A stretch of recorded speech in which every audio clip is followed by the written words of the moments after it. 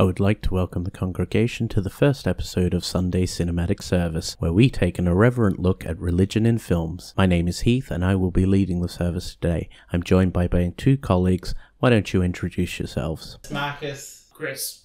So today's text is a film that follows a young man from Nazareth who lives in first century Judea, and a religious following forms around him. He eventually runs afoul of some Jewish and Roman leaders. He is captured, beaten, and finally crucified. It is 2004's Passion of the Christ. Let us begin. Passion of the Christ was directed by Mel Gibson and written by Benedict Fitzgerald and Gibson himself. The titular Christ is played by Jim Caviezel, the fifth biggest JC, being pipped for fourth place by Jeremy Corbyn and beating out James Cameron after he went up his own arse and decided to make Avatar films for the rest of his life. Caviezel is joined by Monica Bellucci as Mary and Maya Morgenstein as, Mary.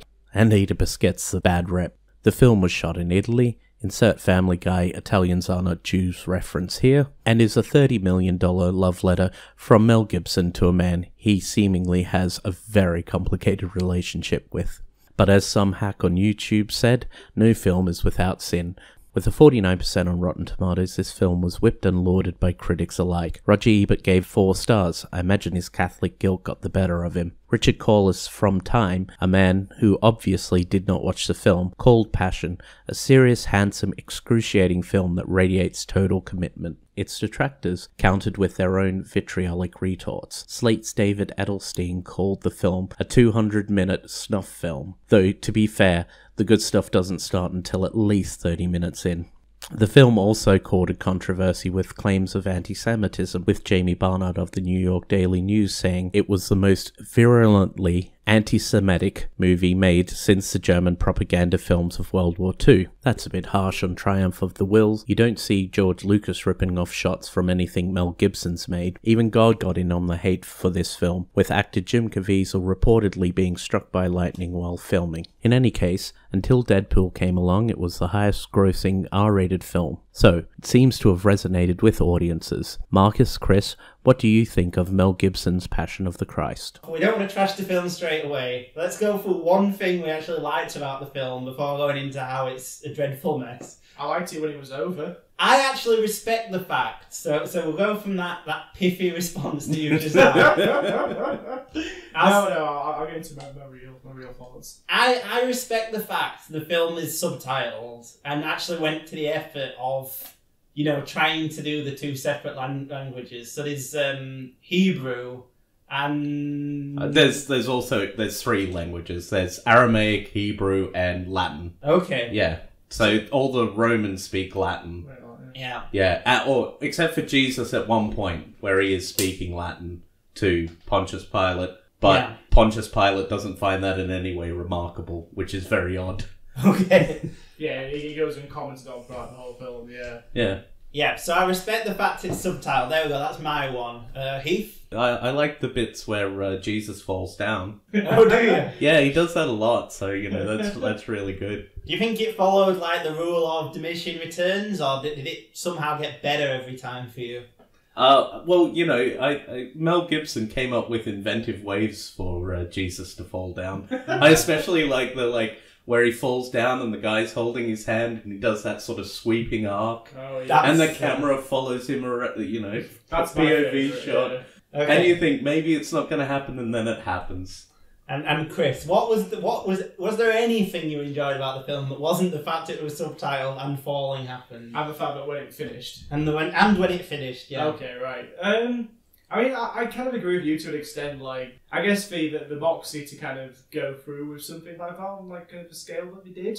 Yeah. It's mildly respectable. It's just a shame that all the potentially interesting elements are sacrificed in the for the sake of Mel Gibson's twisted, sick, sadistic view on the Christ story. It's just Alright, now let's get into the interesting thing, because God, you could not think of a worse way really to...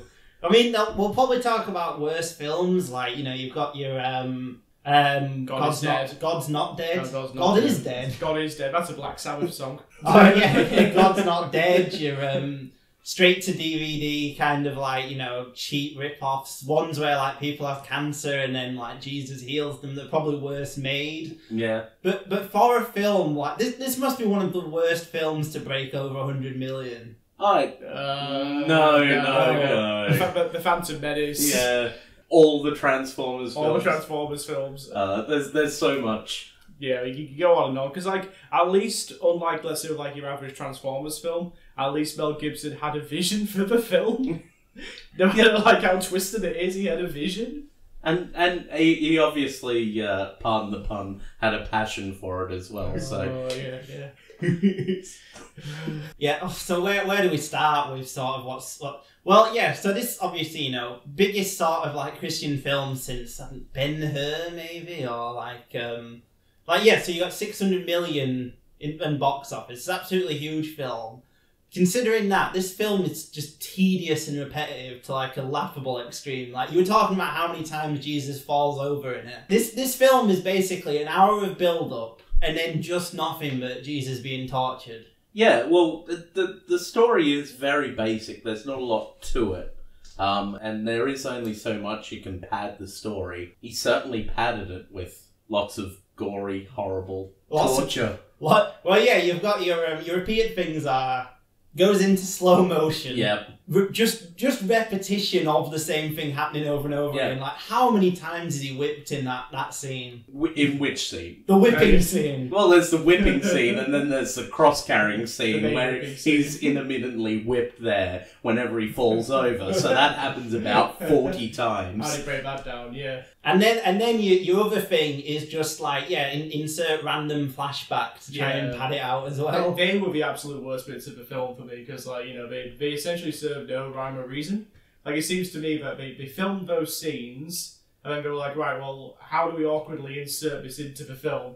Oh, Jesus sees, like, a bucket of water. He thinks at that time he carried water as a child, and, you know, it's just, the worst one is, of course, when he's been, like, you know, crucified right at the end and it's cut into the Last Supper. Yeah. Like, of all things, there is literally no rhyme or reason to the edits of the cuts. It's just like, we filmed this scene, but we don't know where this scene needs to go in the film or where it's appropriate for, like, you know, the scene off of a moment. Like, it literally makes no sense. You don't think the where he falls over when he's carrying the cross and Mary runs dramatically towards him and it cuts back to him as a child where he falls over in some hay and she's running just as dramatically towards him as if he's just been whipped and beaten and carried across and fallen over.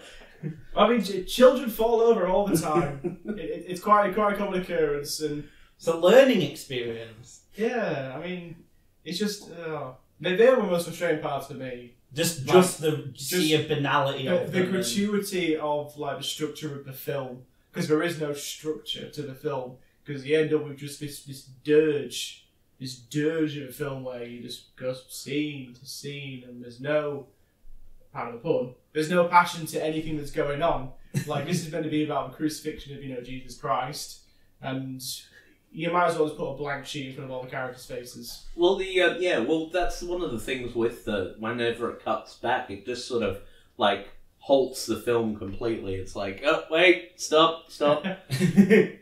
We're done with this particular bit of momentum. We're gonna go back and have a look at when Jesus invented the tall table. Well, yeah, it's such a big shift of moods and tones. It just doesn't fit at all. And well, I find it like, because obviously, to assume what Mel Gibson wanted from, like, you know, interviews or things that he said, you'd think this film is supposed to be like a really serious, somber look at, like, Jesus' you know, suffering in the last sort of day of his life and what happened there. But it undercuts that completely because both are so long that you just end up going like, when is this going to end? It's sort of it becomes tedious. And he always cuts to, like, you know, like the crowd's reaction shot, or like the guards going like, wah. Or like you constantly cut to the guards like smiling as they're doing it or looking at. So it becomes like this sadistic like chore to watch. And but then, like, the negative effect of how terrible the editing is that a lot of the cuts end up becoming almost like comedy cuts. like the kind of thing you'd have like in a Adam Sandler comedy. And that's not what you want from your serious Jesus biopic film. You don't want to be thinking of Adam Sandler films. Well, there's like horror or like Corman-esque like joke where like the blood splatters on someone's face. It's like something from that, Roger Corman. That's like John Waters' Pink Flamingos levels of like just random disgusting there, like. Yeah, it's so bad. Like one of the things I think is the main problem is, and you know, this was like I talked about this while we're watching it. Like, there's just never any understanding of who like this Jesus figure is. Like, I think you have to go with some heavy sort of knowledge of who Jesus is in order to even get like anything that's happening or why you should care. Like, it is Jesus. He, you know, it's not Iron Man. There's a reason why the Beatles said that they were bigger than Jesus as a.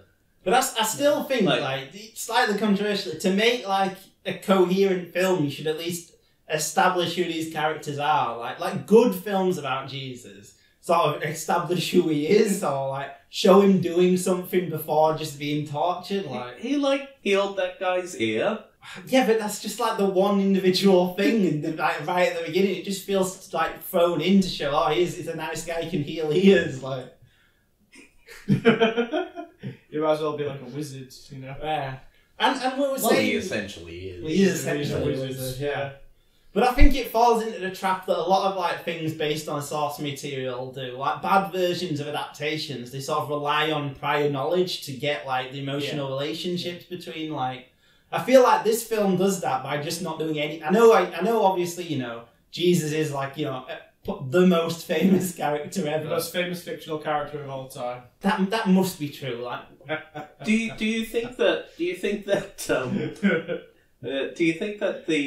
if the film was edited in sort of the more traditional sense, so that then it was rather than having the flashbacks. Yeah. It was sort of, you sort of almost had a montage of his life beforehand, so probably about 20 minutes beforehand leading up to it. Essentially just using the flashbacks in it. Just using the scenes that shot, If the flashbacks were done in a better way, because the flashbacks aren't good anyway. There's only one good use of a flashback in the film, and that's when Jesus is kind of carrying the cross and he's going through the crowd and he's reminded of how he came in to Jerusalem when he's riding on the donkey. That's quite clever. That's a really good use of your scene, juxtaposing the two scenes together. And if they did more of that, intercutting between the scenes, exactly, yeah. Which is a lot of the flashbacks could have done a lot better.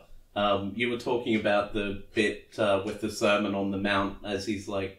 As he's dying, it goes to that, doesn't it? Yeah. Not as he's dying, as he's carrying the cross. He's carrying the the dying of the Last Supper, It is a good 20% of the film, him carrying the cross. So it goes on for a while, Well, he carries it, he falls, that seems to be the last half an hour of the film, is just like carrying, falling. It's like a Daffy Duck cartoon or something, like, just ridiculous. And you never get a sense of him as like, well, again, like the flashbacks should give you a sense of who he is within the community, make him as this sort of figure that he just doesn't do enough within the flashbacks. Like, for an expensive film like this that cost $30 million to make, you'd think they could afford like, I don't know, a few crowd scenes of him rousing the people and stuff. Like everything afterwards is just this like, the flashbacks are all him within the apostles, aren't they? Like, yeah. Yeah, I don't think there's any sense of him as a grand figure or anything. It just seems so insular that you don't get a figure, like an idea of who he is, I think. Like. You're right, like, they are sort of leaning on pre-existing mythology, so... But I think even though everyone knows who he is, I still think it's a flaw within any film, like... Because you could reasonably say most people now, like you said Iron Man earlier. Yeah. Most people know who he is, but the Marvel films at least do the basic work. Like even event like Infinity War, which required a heavy knowledge of before, they at least give him an internal relationship with like Spider-Man in the film to give him some emotional weight. This film doesn't even do that. Like there's just no reason to care about him or who he is or his plight. Like Mary's sad. Like his mum's sad. But she's only like really and then the established other Mary's sad. Yeah. two Marys for the price of one. I know, that's some bad writing. That's just really bad writing, yeah. Come up with a different name, alright? Well, I think this gets to sort of the problem with like the whole project of this. The problem is it's supposed to be some kind of avant-garde exploration of the, you know, the pain of his last hour and stuff, but it's not done in an artful enough way for you to really get that kind of thing. Because it still feels the need to do commercial stuff like the flashbacks to flesh him out. Doesn't flesh him out enough for him to be a good character anyway, so it doesn't really commit to any one vision of what the film should be. Like, it's just a complete mess, basically. It doesn't work as anything. I think that's, if we're going to establish anything from this discussion, it is that the film is a complete and utter mess. The intent, I think Mel Gibson's intent is relatively clear. Like, I think that's not in dispute. Yeah. But the execution is borderline horrendous. Like, it is a mess. It's a giant mess. It feels like a film made for nobody other than Mel Gibson, like. Yeah, like to stroke his own ego. Yeah. I don't know. I don't know what the reasons were. Well, he's the one he's famously the person who was like holding the nail as it goes into the palm of Jesus. So, you know, it's clearly a deeply personal like project for him, but like, why release it? Like, I don't understand how anyone. Obviously, because someone gave him like $100 million to make it. 30 million. 30 million, I don't know. I'm sure he could have financed that himself at the time. Like, yeah, maybe actually, probably. You know, post Braveheart, all the Mad Max films, everyone's favourite film, What a Woman Wants. But what women want. What women want. Yeah. I mean, you know, maybe he just wanted everyone else to feel as like happy about Jesus as he obviously does. The amount of beating that Jesus gets, I don't know, like Mel's relationship with Jesus is like he really loves Jesus. Yeah. He really loves him. Yeah, because clearly you can tell from all the scenes of him being brutally tortured. Well, it is odd though, like, from, as you say, like, he obviously loves him and filmed all this stuff being tortured. It's not, like, done in a fetishistic kind of, like, as I say, most of it's, like, the reaction to people, like, sadistically gloating in his pain kind of thing. Yeah. Unless he has a fetish for falling. Like, there's never any kind of, Mel Gibson does infamously have a thing of having torture scenes in his films. Yeah. Like, where he does get tortured, as highlighted in, I don't know, pretty much any parody of his films. Braveheart's got the one where William yeah. Wallace gets tortured, or... Yeah, and, you know, well, there's, like, Apocalypto as well. Yeah, there's, you know, that's the whole blood sacrifice thing. Yeah. And though, after watching this, I don't know how you can't call, like, the crucifixion of Jesus a blood sacrifice. Like, it's just awful. Yeah, it's... as I said, the problem with the whole thing is it's so excessive, it gets to the point of being borderline comical. And you don't want that, again, in your serious Jesus drama film about the crucifixion. Do you think that, like, the Saw films have been trying to get to this level? Like, that's what they're aiming for? Well, this film, actually, there's a really interesting debate around it, because it's like, if this film can get an R rating in America, what the hell must you have to do, like, violence terms, in order to get, like, an NC-17? Like, you can... It's just fucking ridiculous, isn't it? You can have, like Requiem for a Dream as an NC-17, because it has drug use in a scene where, of sex between two women. It's pretty extreme. They put like a dildo between their anuses. But like, how is that any like better than the stuff, like worse than the stuff in this film, which is like, as you say, at one point his rib is exposed. Yeah. Well, with the rating system though, things like biopics and historical stories and that sort of thing as well though, they tend to get a bit of a pass on violence and all that sort of thing. Yeah. So rather than purely fictional stories. So that's probably part of it. Jesus has probably got another... Like, they probably wanted as many people as possible to see they want as many church congregations going in to go see the film as possible, and like, the ratings board is fairly puritanical. Yeah. As you've indicated with the whole... Yeah, like they're fine on violence. Yeah. Any kind of sex or drug use, you know, that's not on. Like, it's just completely ridiculous. And well, it gets to an all sort of problem with the idea of this Jesus character as a character. Like, he's so like superpowered in this film. He survives so much. Like, he stops being a relatable character, I suppose. Like, because the problem with the film is you're supposed to feel like, you know, this man is sacrificing himself for all humanity. You know, he's like you know, he should have some relatable aspect to him for you to care. But also he can survive like being whipped like seemingly endlessly. And he can survive a cross falling on him when he falls over after this. Like, and it falls straight on his head. That's another one of those like comical cuts where it's sort of he starts to go over and then it cuts to another thing that like boinks him on the head. And like any B plot in this film and all just doesn't work either. Like there's like very token attempts to give like Judas a storyline. I don't think those works. Does anyone disagree or? But though I do like that bit with Judas and you know where like afterwards where basically at the point where the kids start like harassing him. That whole sequence there and up to the point where he hangs himself. I think that's a really good sequence. Well, I suppose that just gets to the point that Judas is much more interesting than Jesus. Well, yeah, he is. He has internal contradictions. Yeah. He actually does something interesting rather than just die. Like no, you know, you've got the book of Judas, which didn't make it into the main canon.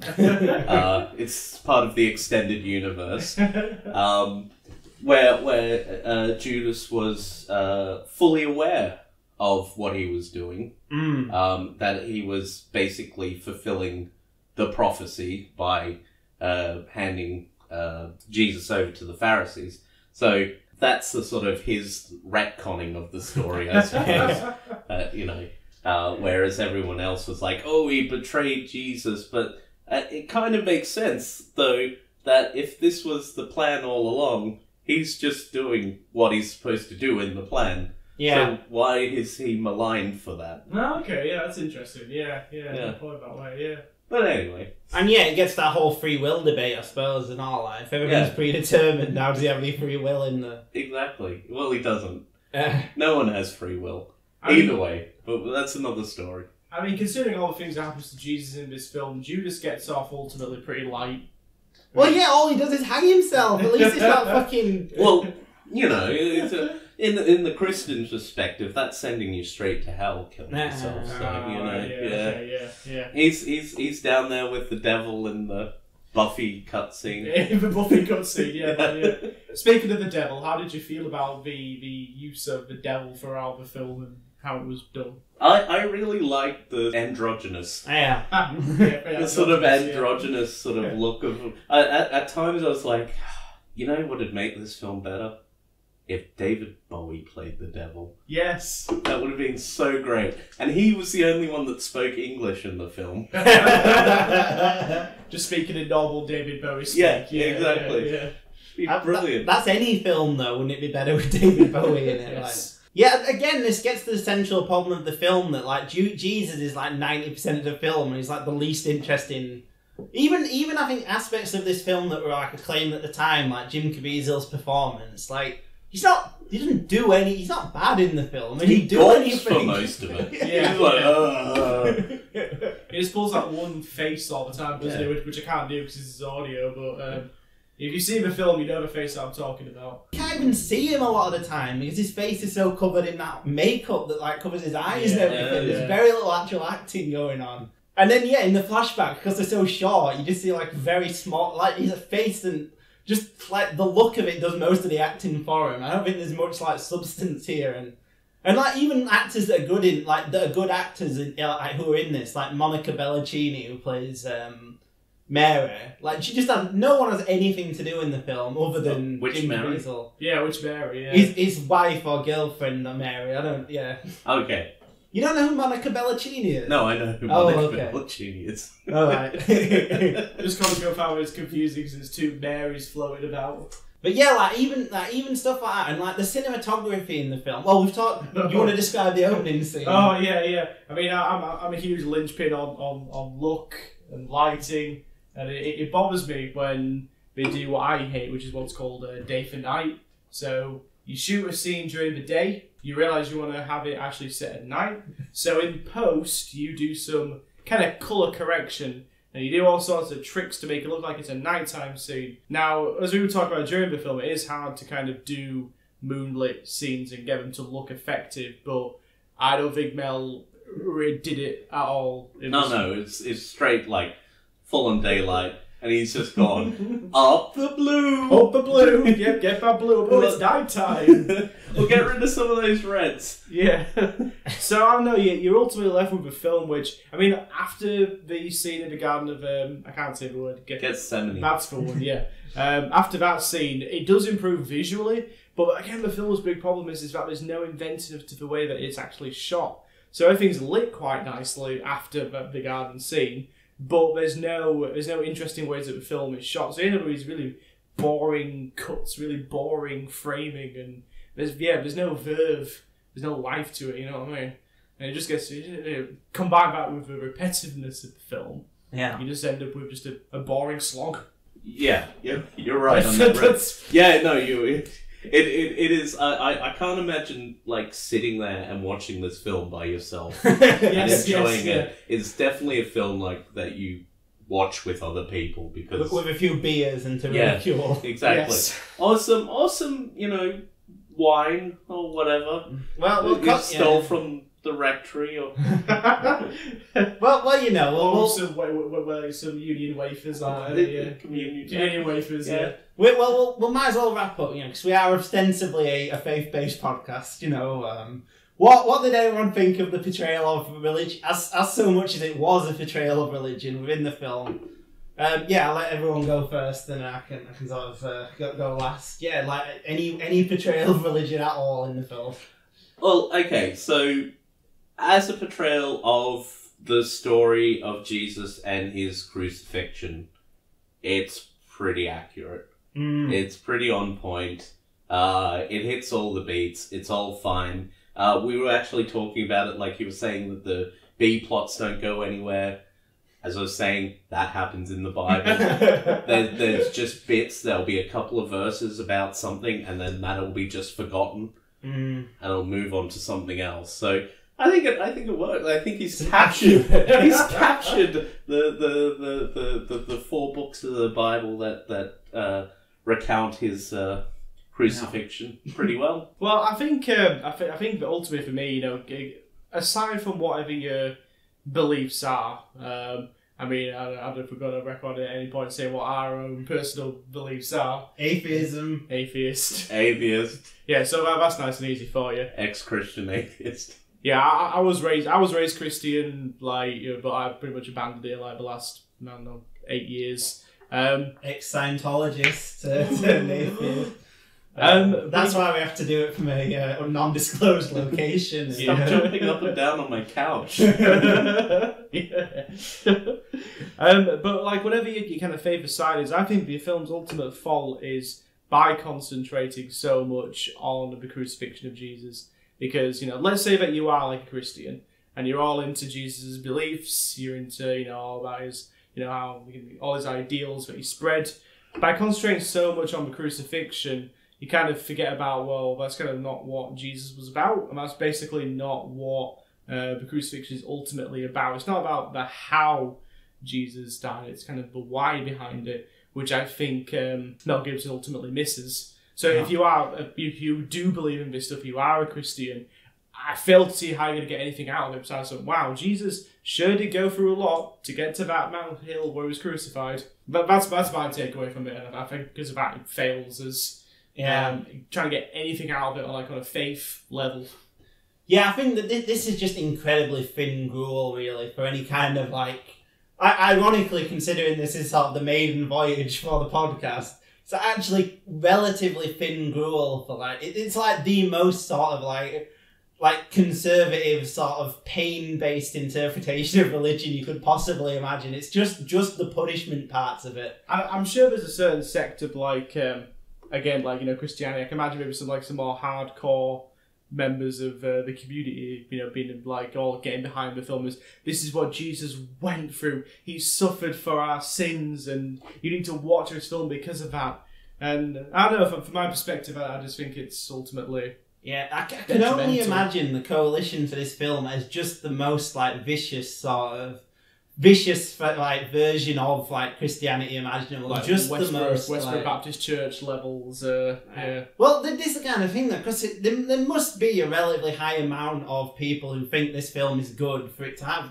Like, I just like when you Google it, it says 94% of users enjoyed the film. You know that thing where it's What? exactly yeah, like. No, And I it was can't such imagine that many people enjoyed this film. Well, I imagine that only if you liked it, you would possibly say, like, you know, you'd give it a rating for that, like. Well, like, let's have a guess. What do you reckon the right IMDb score for the film is? So, you know, this is like the real people, not the, you know, metropolitan elite critics, you know. I'm gonna go 7.8. 7.8? Yeah. I'm going to go a bit lower. I'm going to say it's like a 7.2. Okay. 7.2! Hey! Hey! You win a nothing! Yay! I win a Nobel Prize. But that's insane, like, it's way worse than that. It's not a good film, like. Oh, look, I'd give it I'd give it 6.5. Like, if I was going out of 10, 6.5. Like, it's not the worst thing I've seen. Yeah. No, that's fair. Yeah. There's a base level of competency to, like, as you say, it's Yeah. all in... If you rate it on a scale for, like, yeah, the God's Not Deads and stuff, it's better made than those. Yeah, it's better than anything Pureflix has done. Yeah. Yeah. But as just a standalone film, I think it completely fails, though. Like... Yeah. Oh, well, yeah, if like, you sent this into space... Yeah. And went, this is the story of our Messiah, our Lord and Saviour, they would just be like, oh, I imagine it'd be much the same as the Spanish arriving in South America and seeing all the sort of ritual sacrifices that they did. And they'd just be like, oh my God, these people are savages. Like, let's get out of here soon. I'll pillage them all. Yeah. Yeah. And yeah, it's just so repetitive as well. It just is not an enjoyable experience. I know it's not designed to be an enjoyable experience, but again, it's just like it makes so many sops to being commercial. It fails at even being like an avant-garde like evocation of what he must have gone through. well, yeah, I was going to say, it's not even a profound experience. It's like you can't. There's nothing that you can really take from it and go, this has strengthened my faith or whatever, or this has made me realise that you know, maybe those Christians, they aren't so crazy. Yeah. No, it's done the opposite, actually. It's just like, what are they teaching you? what were you taught in Sunday school, Mel? I went to Sunday school in Australia. It wasn't like that. Any final thoughts or? There's nothing else to say. It's just so repetitive and so mind-bogglingly. Well, it's just a dumb film at the end of the day. It is pretty dumb. Can we just keep repeating the problems that we have with it? Yeah, we could. Send it to Mel Gibson and go, this is what it's like, buddy. Well, I imagine that he just gets off on any criticism of him, and he finds it to be like a figurative crucifixion. Oh, yeah, I suppose. Yes, it's like saying, can we talk about how he uses day for night constantly throughout the film? You know, I'll bring up that point again if you want. Oh yeah. You're listening to me, sugar tits. Imagine it's like in what's the Da Vinci Code? Da Vinci Code, Yeah. Imagine he gets like he's probably taken one of those whips home that they used on Jesus, like one of he flagellates himself while listening to negative reviews of Passion of the Christ. I was negative comments about him in general, you know what I mean? Like his anti-Semitism is like, give it to me. Well, it's interesting actually talking about this after he's had like a relative. He's come back in a way. Like he's in Daddy's Home too. Yeah. The badge of any critical on Daddy's Home too. And he was in The Beaver. That was years ago. Was it? When That's like 2010 or something like that. He was in something else though recently. His comeback was signalled when he was able to direct a film again, which was that weird Hacksaw Ridge. Hacksaw Ridge, yeah. That's what I was thinking of. He's not in it. Well, he probably Oscar is. nomination for Best Director, I think, though. It's like it was a prestige film. It was accepted by majority of Yeah, he can make a film. Yeah, but I mean, there was like a good 5 years where he was in like the wilderness, though. Like he is back now in a sense, like. He's back in pug form. And I'll give it this. This film is really progressive in one way, and like has foreshadowed like the entirety of blockbuster filmmaking. It has a teaser at the end for a sequel. Oh yeah, it does sequel bait at the end there. Yeah. It's like, oh, you think Jesus is dead? No, he isn't. That was one of the biggest laughs in the film for me. When it like he walks out and it shows his hand with the hole in it. Just so you know that it's Jesus. Yeah. But like, imagine like if you had like no knowledge of the Bible, you're completely blind. You mean he's not dead? He's coming back. He's the greatest hero ever. But we can look forward to the sequel, which apparently is being made. Yes. Mel Gibson's going to be, helming it. It's going to happen. And I'm not gonna lie, I am mildly curious about what they're going to do. Well, it'd be one for the podcast, to go see it. And I agree. I think it'd be interesting. It's not an oft-told story. That bit of time after he's, everyone's all about the big magic trick he did. About dying and coming back. Like, well, I've actually seen the script for the sequel. Oh yeah. Yeah, it's interior rock. I don't Cave. There we go. Cave. There's a slight incline, a hill. There's a hill in the cave. Okay. Jesus walks up, falls over, picks himself up. Cut to flashback of Jesus, a child, falling over. Cut to present day. Jesus tries again, falls over. Cut to flashback. Jesus' mum comes. It's okay to fall sometimes. Cut to flashback. Cut to Jesus falls over. Boo! This sucks. Hey, I told Mel to do it, and he said, "Shut up, you Jewy bastard." And then, but yeah. Anyway, that's not what happened. That's not true. That's not litigious at all. Pure slander, This film's terrible. Don't.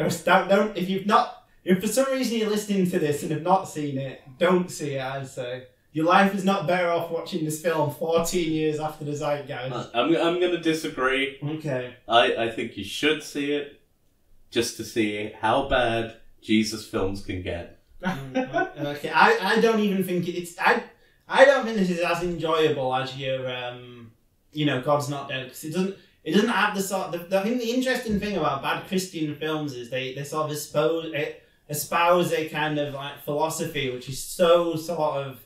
It's so off the mainstream. It's like you don't normally get it if like films this wrong. Yeah. Within like you normally don't see films where the philosophy is like this crazy. Like you don't see films where like like someone is such a cardboard villain as you do in these, and like there's just such an interesting psychology at work and so many internal contradictions. You can sort of debate them and think about them. Like, well, I suppose I'm proving this wrong considering we are 37 minutes in.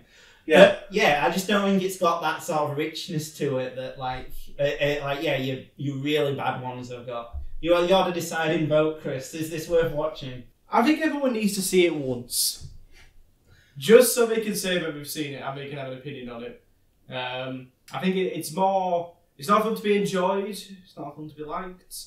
But I do think you need to watch it just to see how far one madman's vision can go. If Mel Gibson can get a $30 million snuff film made about Jesus, you can make anything happen. Well, you can get it for like 50p at CEX. Exactly, yes. Like the money you need to buy this film, you could just find randomly on the street. Yeah, exactly. Yeah, it's like the cost of a bar of chocolate, and it lasts longer. You know what I mean? Like, and then if you hate the film, you can just wang it at a Christian. Yeah, yeah.